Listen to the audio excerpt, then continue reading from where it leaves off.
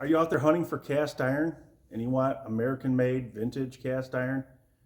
It can be kind of hard to figure out what's American and what's not. Because what happened was, turn of the century up to about the mid-60s, they didn't stamp Made in America on any of the pans. What happened was an influx of cheap cast iron from Taiwan in the 60s at a lower price than Lodge or Wagner or BSR. Put them on the map, so they started stamping Made in the USA because they wanted to separate their product from the cheap Taiwan product. See, this BSR pan has stamped Made in the USA on it. This would be from the mid-60s and on, as they're trying to separate from the cheap Taiwan imported cast iron. Here's the same pan before the stamp was added to it. They didn't see it as important being stamped with Made in the USA back in the day because the imports weren't coming in. You can see the same thing here. It's a little hard to read. This pan's a Wagner.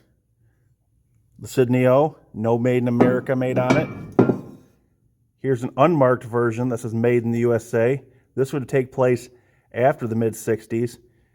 And even though you don't see the name on there, you can tell by this font up here in Made in the USA, these were only made by Wagner. If you see this font and Made in the USA, you know it's a Wagner pan.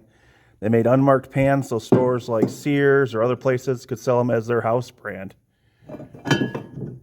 In the 80s, they went to a label like this. You can still see the 6.5 inch.